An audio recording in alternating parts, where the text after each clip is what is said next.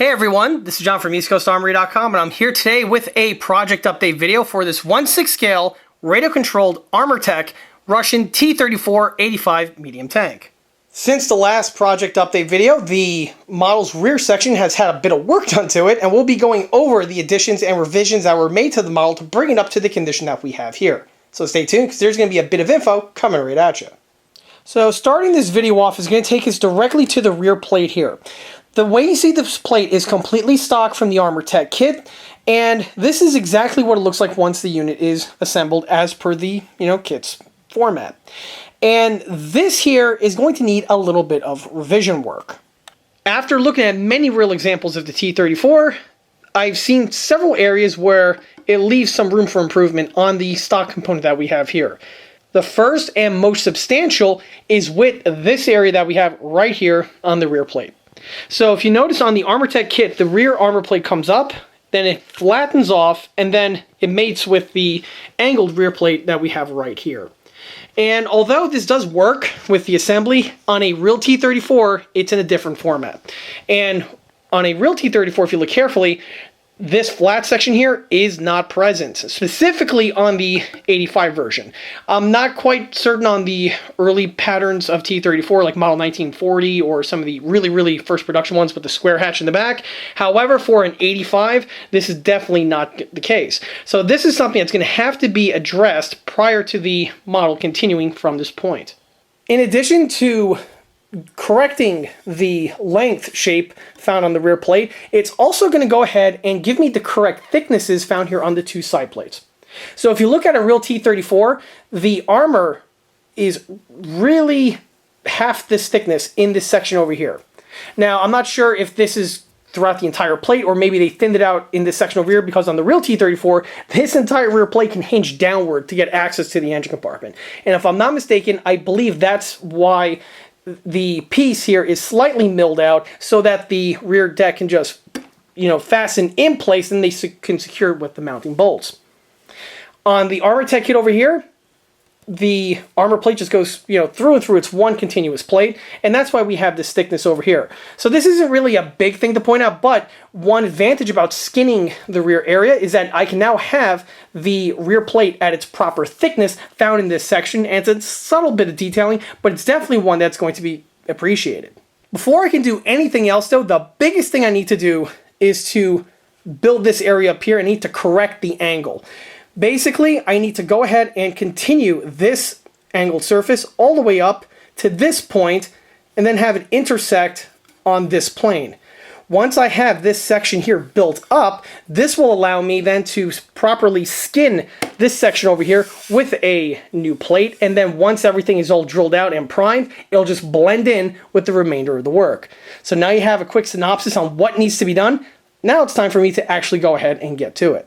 But before I do that, I am going to go ahead and take care of the body work that I started applying in these sections over here, smoothing them out, sanding them down nice and flush, and then I could jump directly to the revision of the rear area. And here's the rear plate now in its beginning phases of reconstruction. It looks a bit messy at this point, but what happened was I just applied a two-part epoxy, and I sculpted it to the various locations. As for the epoxy, I know I'm going to be getting asked a lot of questions about this in the comment section. This is an epoxy I've been using for many decades, and it is what is seen for my welds, and I also sculpt with it whenever I would make masters, and even when I would do some scratch builds. If I'm doing sculpting a mantlet or some portions on a turret, this is the stuff that I use. And I know people are going to be wondering what it is, but sorry guys, that is a trade secret. I can't go into that. I will say it is an industrial epoxy. It's a two-piece type thing. You mix it and then you can sculpt it. You can sculpt it with turpentine, but I like to just use water, standard tap water, dip my hands in it, and I could just smear it and pinch it to the areas that I need. And I will say a good alternative to this, actually it's kind of better in most respects, is Milliput and Aves Epoxy Sculpt. Those are the de facto epoxy choices for basically 99% of everyone out there, and they do have some excellent results. Me though, I like to use this stuff just because I've been using it for so long and I have a lot of access to it. But as for what it is, yeah, I'm not going to be able to disclose that information in this video. I'm pretty sure that's going to warrant some thumb downs, but a magician can't reveal all of his secrets. back to the item that we have here. So the epoxy was added to all of these locations. As you can see, I went ahead and used it to sculpt the missing section that was milled away by Armortek. Right now it's really, really crude, but keep in mind I need to have a lot of extra in this location over here, because once this stuff fully sets, then I can go ahead and begin the process of sanding everything down. And once it's all sanded down, it's all going to come to shape. The epoxy was obviously sculpted in this section over here, but you'll notice I sculpted it in these two locations as well as also here and here. The reason why it was added in these two locations was because of the inset that this plate did have on these sections over here. And if I'm going to, or I should say when I go ahead and plate this thing up, I want to have this area as flush as possible so that when the unit lines up accordingly, there won't be any gaps or any sort of ridges that are present, and everything is just as a nice flat surface, which will also help with the adhesives that are going to be used to secure everything in place. So from this point here, now I just got to go ahead and let the stuff dry. Once it dries, I can go ahead and thoroughly polish everything down. And here's the area with its putty work now completed. All of that thick epoxy that I caked on before has been polished away nice and smooth. And over here, you really get to appreciate now the revised shape of the rear plate. At this point, the next thing to do is to start going and making some templates in order for me to make a brand new rear plate in order to skin the kit one that we have right here. Carry on takes us to the next step, which is going to be the skinning itself. So in order to skin the entire section here, I first need to make a template. The template is made out of nothing more than just printer paper that I went ahead, scotch taped to the model, and then traced everything with a pencil. Once everything was traced away, I simply just cut it to shape. Some changes that I made to the template opposed to the rear plate is with this bottom section over here. I added an 1/8 of an inch section of material, while the kit one is about 1/4, actually more like 1/2 an inch.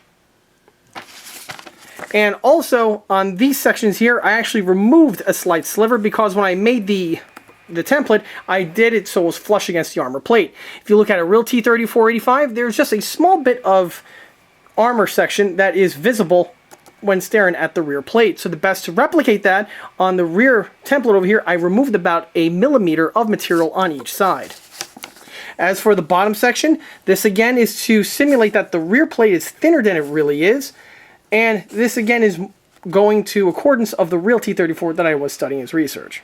From here, I'm going to go ahead, transfer this over to styrene, and then we can continue with the skinning process.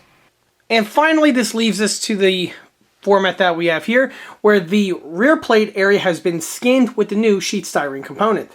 As you can see, it definitely improves the overall geometry of the rear section over here, making it more prototypical to a real T34.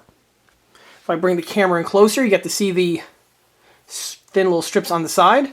As I touched upon before, this is way more closely resembling the real vehicle. I did go ahead and drill out the sections here for the exhaust manifold as well as the main engine hatch. I did have a slight little mishap here with an X-Acto, put a little gouge into the plastic, just superficial, something that's going to easily be polished away once the red putty sets. The lower portion over here, I'm just doing some more top coat with the red putty. This is all blended away into a nice smooth section, but we'll see how that pans out as the build continues. But overall, this is definitely looking the part now. With the rear plate going through its reconstruction, it's now time to focus and turn my attention to probably the last largest section on the model that needs to be filled in, and that is the rear engine deck. The kit, of course, gives you this detailing as a single drop-in unit, and that's what we have right here. The kit component is made out of a single piece of CNC aluminum, as are most of the components found on this model. We have the overall basic generic shape of the rear engine deck area on the T34 family, which would include the rear engine hatch, the 2 air intakes, as well as also the side intakes. The kit does give you the following components to fill these out, like a basic aluminum hatch with some hinge work, as well as also some PE type mesh work in order to facilitate the other details. Obviously, the part is very, very, very rudimentary and does leave some room for improvement. Now, most people out there, or I should say basically everyone out there that's built one of these T34s, will go ahead and just take this component, use it as is, or they'll just, try to enhance it as much as possible, make it a little bit more improved, and then install it in that format. And there are lots of other YouTube channels, by the way, that do Armortek builds, and that's pretty much what they'll do. However, you're watching the ECA channel, and the reason why you watch the ECA channel is because you want to see just what type of crazy stuff I'm going to go ahead and do on this particular model, because this component here is definitely one that needs some attention. So, needless to say, this component is not going to be used, and I went ahead and hit the drawing board, and I was able to take the dimensions on this here and tweak them and make something that is much, much more prototypical and more true to form to the actual vehicle. And after a little bit of wait from my 3D printer, this is what I was able to come up with. This component over here is the new EastCoastArmory.com 3D printed 1/6 scale T34 rear engine deck. The set is as detailed as I can humanly produce in CAD. And there's a lot going on in here, and this is something I've been very, very eagerly waiting for in order to not just complete the CAD files, but get the prints in hand and also bring them to you on this channel. Not to mention, of course, get this thing fitted in place, because if it's not fitted in place, it's kind of worthless now, isn't it? So the component itself, like I stated before, is all 100% 3D printed. And it consists of many, many details, which we will be going over in this video. As you can see, one of the hallmarks is a functional rear engine hatch. So, when I was looking at the stock one here, I wanted to go ahead and emulate the idea of having everything as a single unit, because this does really simplify installation on the model immensely. On the real T34, however, these components are all a basic mosaic of many sub-assemblies that are welded and fastened together in order to achieve the look that we have here. So luckily with the 3D printing technology, this is something that can be done, and of course it can be done in one single printing. Normally something like this would have to be a sub-assembly of like 3 or 4, maybe even half a dozen components, but with the print, one single printing for the entire rear engine deck, which does immensely streamline the assembly process. Let's just go ahead and get one last look of the kit component here with the exterior as well as the interior. Note the kit does have these sections milled out, which is a nice feature that the kit does have, admittedly, but there's only so much you can do with CNC manufacturing. Let's go ahead and look what can be done with 3D printing. As I mentioned before, the unit is all 3D printed, and this is a nylon resin type print. This is not utilizing the same vendor that I have taken care of the manufacturing of my other components. This one here is a different type of manufacturing process, and it's one that yields for some fantastic results. And I am going to be utilizing them in the future for a number of other projects, and you will see that as time goes on. But as you can see, I'm still taking things off of this component here. Alright, so here we have now the rear platform completely stripped down into its simplistic format. So on the T34, these sections over here are made mostly of thick steel stampings. They're not cast, they're stampings. And this would be visible if you ever saw a real one up close.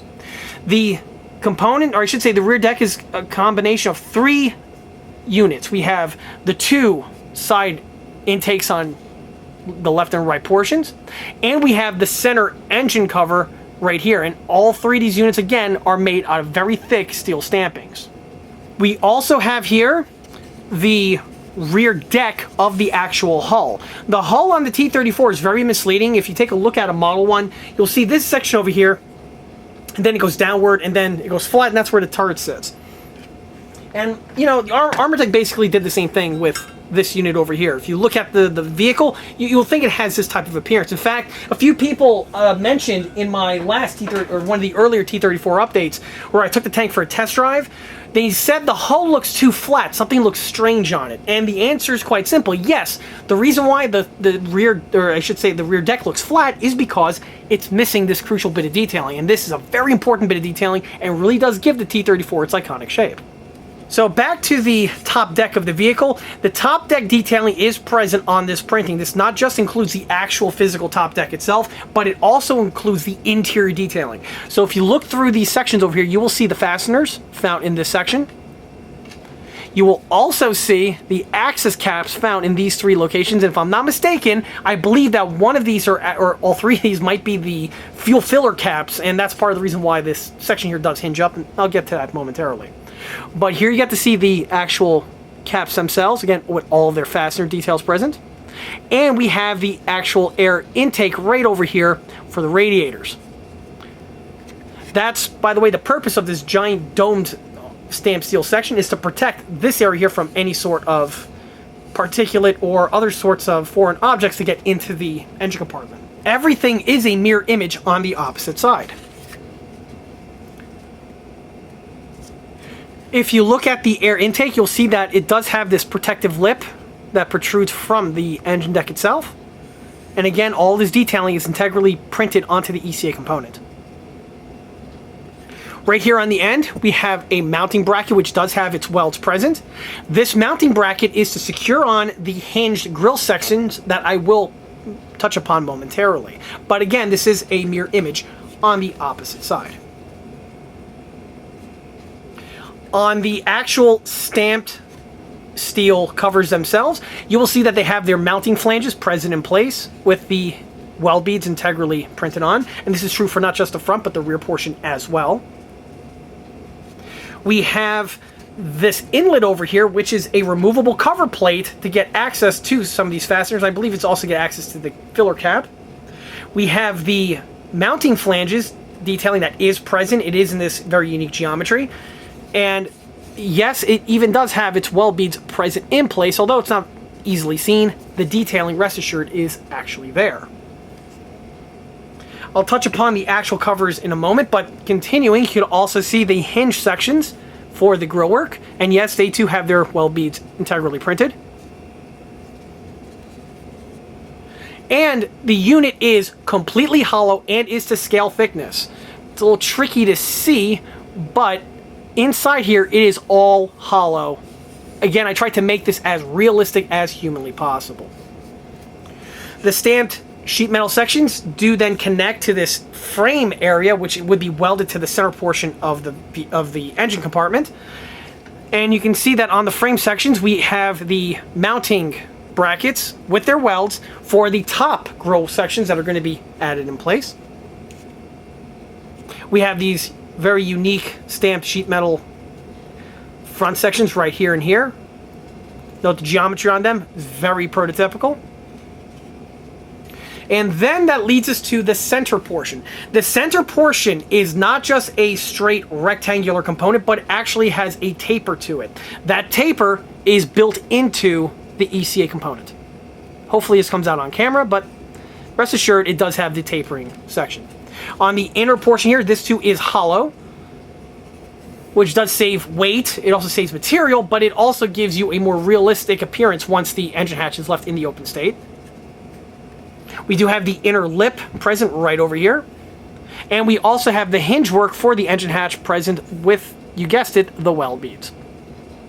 On the topic of the weld beads, we have the frame sections that would be on the real vehicle welded to the middle area, and all of the weld beads are present. And what's unique about the T34, and this is classic T34, the welds are not symmetrical. And that detailing is built in here. You can see the two strip welds right here and here, and yet on this side here they're in a slightly different location.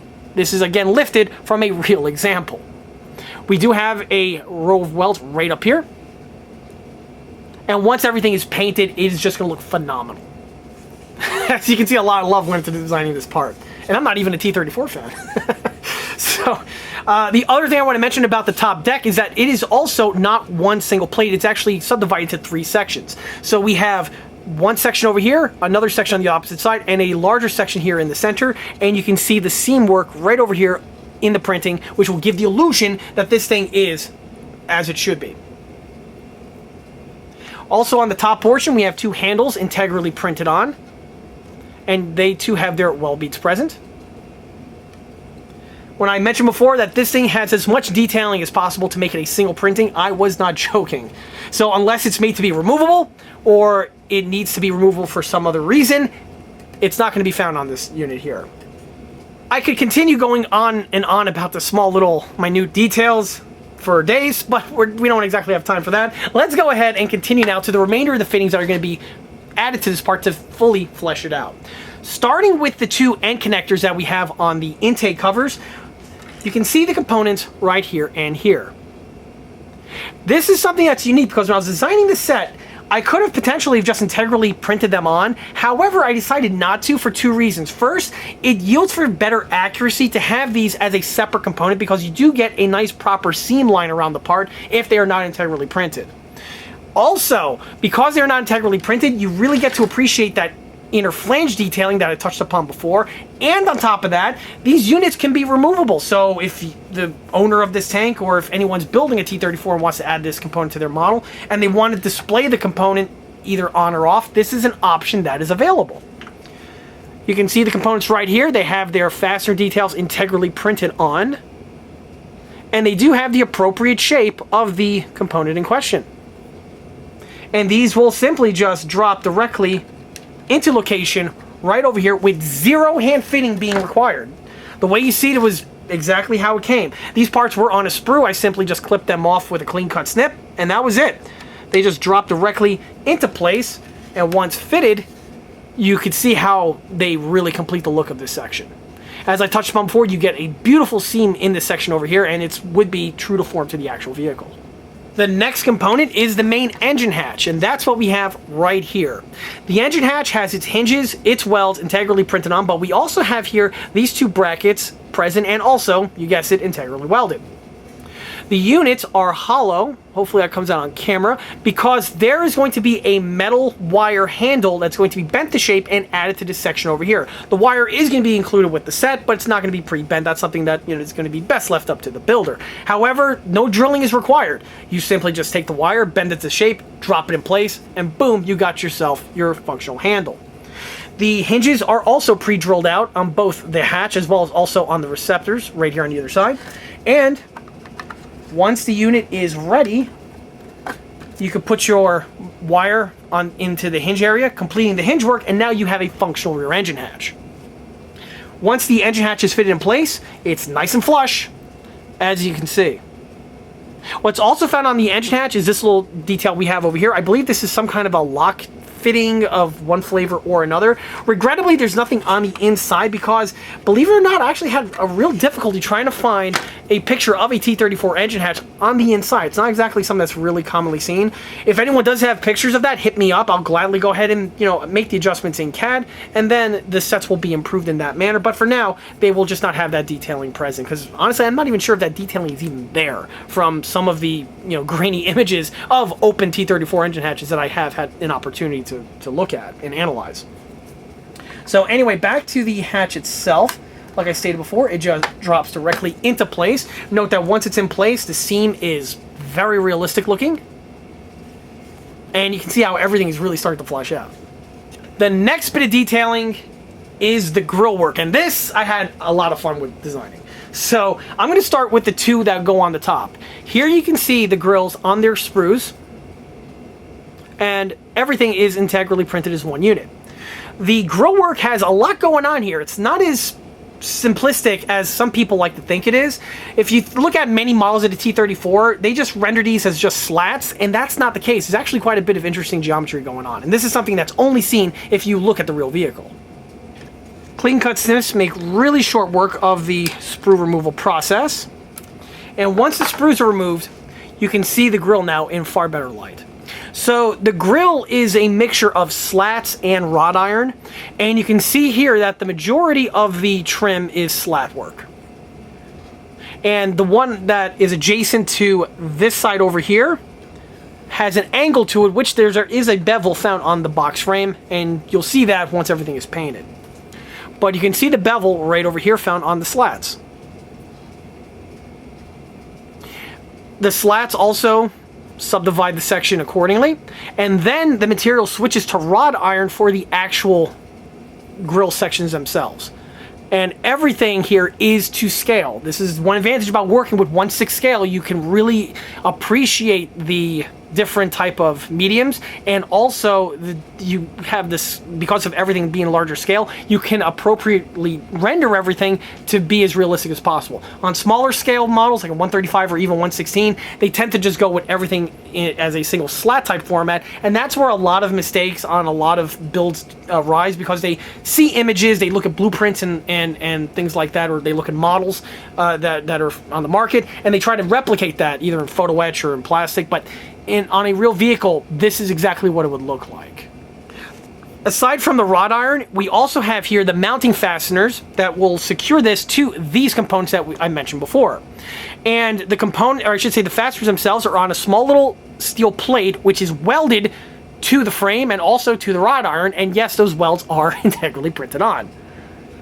There's a lot of welding that I was doing in CAD when I was coming up with these parts. A lot of late nights doing welds. So it's going to be definitely appreciated once it's all painted. On the base itself, not only do we have the mounting bracket, but we also have integrally printed on the securing nut fastener right there on the bottom portion. So everything is ready to go. No little fiddling or anything is required. You just snip the piece off the sprue and drop it directly into place. This is true for both of the units that we have here. And once these pieces are dropped in place, again, the realism is just skyrocketing now on this component.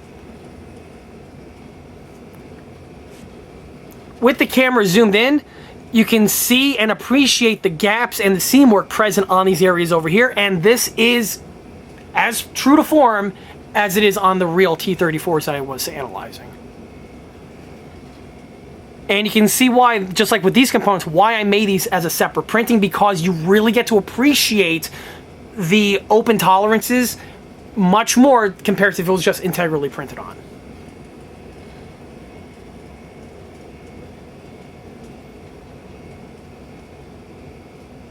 And one thing that's funny is that even though the grills have these curved edges to them, the corresponding locations are squared off, which leaves for this kind of square peg round hole type of a setup. But again, T34 going to T34. The last section of grill work to talk about are these units that we have right here. These ones clearly are the ones that are going to be fitted on the sides. Just like with the ones on the top, these two are made with the exact same type of manufacturing procedure, I mean on the real one specifically, where we have a mix of flat strip along with round bar stock. On this one though, you'll see that the angle is much more severe on the bottom section because it has to meet up with the bottom, or I should say the top portion here of the rear hull. The remainder of the detail is the same in regards to manufacturing. The difference though is with the mounting point. So here we have a mounting plate with some weld beads around it, and this is where a single hex bolt would be fitted in place, and that's what secures it to that mounting boss right there on the top deck. On these sections over here, we have some other mounting bosses that are integrally welded on, and these are for little metal wires to be bent and placed in these locations, and these will act as the hinges, which will go ahead and crudely hinge this thing in the up position. Again, T34 gonna T34. And after a little bit of fiddling, the pieces have been dropped into place. And what I mean by fiddling is not with any sort of tools like needle files or anything like that. I just have to, just shift and just slip the piece in order to get the format that we have here. The hinge work is still going to be something I'm going to go ahead and take care of off screen, and will be present as the video goes on. But you really get the full view and effect now of this component with these pieces fitted in place. Like I mentioned before, this unit is purely designed for use on the Armortek T34 kit, but it is 1/6 scale and can be utilized on any 1/6 scale T34 that an individual comes across, either one he's scratch building or from one of the other makers that are on the market. It's not really a whole lot in terms of T34, but if you are in the position of working on a T34 and you think you might want to need a new engine deck, ECA's got you covered. This component here is listed on the ECA T34 product line, which can be found in the video description listed below. In addition to that, if you're just a person who does scale figure dioramas in 1/6 scale, This is something I could see potentially being used for that type of format. You can have a diorama vignette where you have a bunch of Soviet soldiers like riding on top of this section over here, and I'm pretty sure someone can be creative and come up with some interesting scenes for this type of application. But for this build, this thing's actually going to be fitted on an actual tank. And here we have the top deck now secured in place on top of the model's top upper hull. The unit is held on with fasteners and adapted very well to the stock Armortek model with minimum amount of modifications. Currently, the unit is fitted in place via these two fasteners that we have over here on the front and these row of fasteners that we have here on the back. In order to mount the ECA piece in place, I had to go ahead and make a slight modification to the mounting points here that are found on the model. Of course, I wanted to recycle the original Armortek top deck mounting bulkheads that are found on the model for a reason that should be fairly obvious.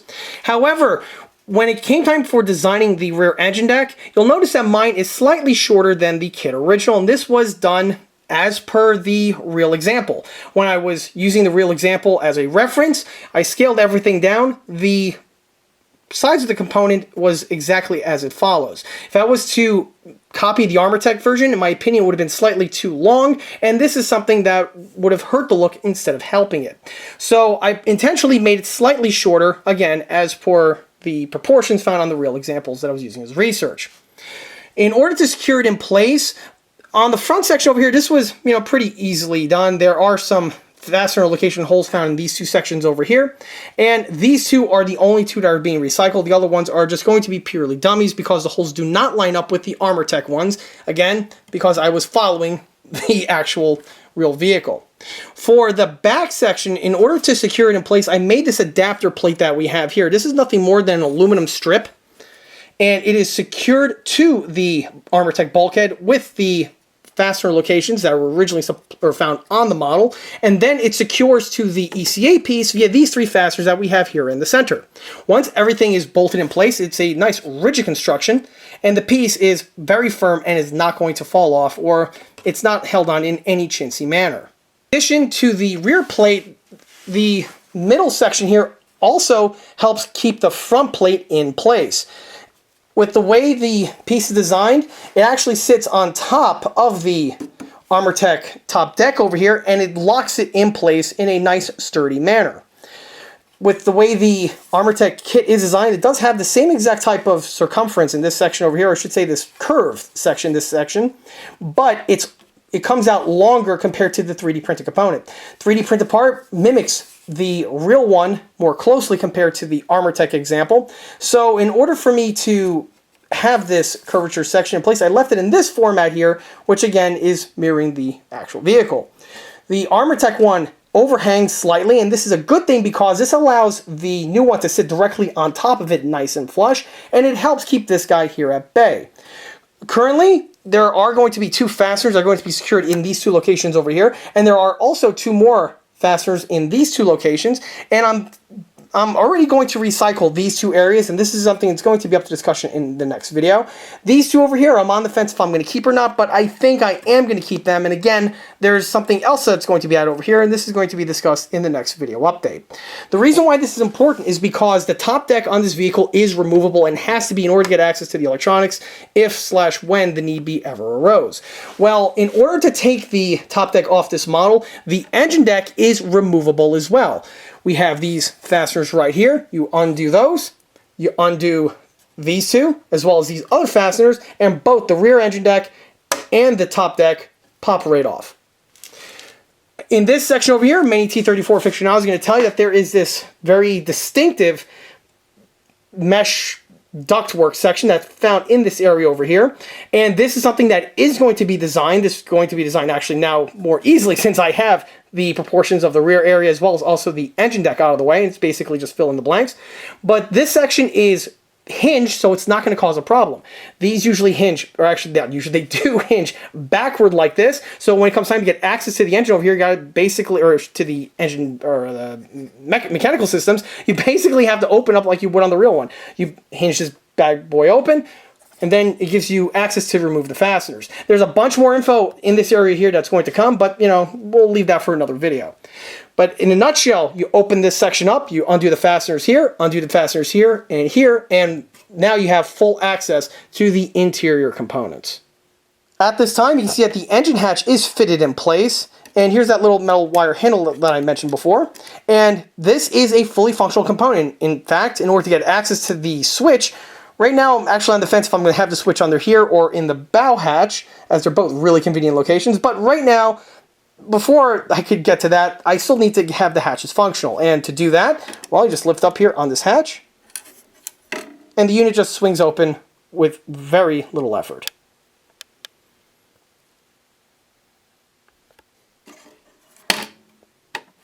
Of course, the grills have been temporarily placed in their locations.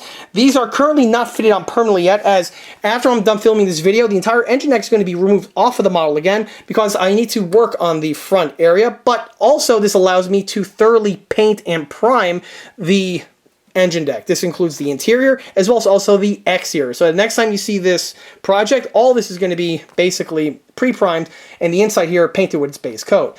Once the paint work is done, then I could secure on the side grills as well as the other fittings that are, or I should say that were mentioned in the previous scene.